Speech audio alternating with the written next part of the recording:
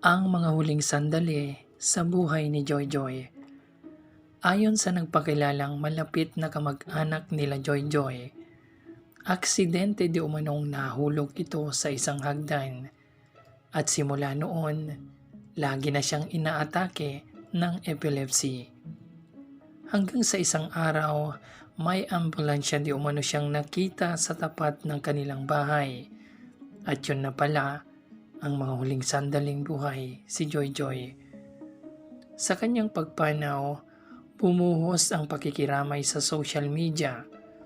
Marami sa mga netizen at taga-subaybay nito ang nagpahayag ng labis na kalungkutan sa biglaang pagkawala ni Joyjoy na minsan ay nagpasaya ng libo-libong mga Pilipino. Samantala, nanawagan naman ang kanyang mga mahal sa buhay ng tulong pinansyal para sa burol ni Joyjoy, lalo na sa mga vlogger na nakakakilala sa kanya tulad na lang ni Daddy Frankie. Narito ang post ng kanyang kamag-anak. Pakishare po sa mga tumulong po kay Joyjoy na vlogger. Sa huling sandali po, tulungan niyo po siya. Siya po ay pumanaw na. Nakachat ko ang kapatid niya, walang makontak na pwedeng tumulong sa kanya.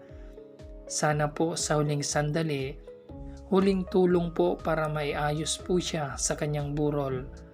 Tulungan niyo po si Joyjoy, siya po ay pumanaw na.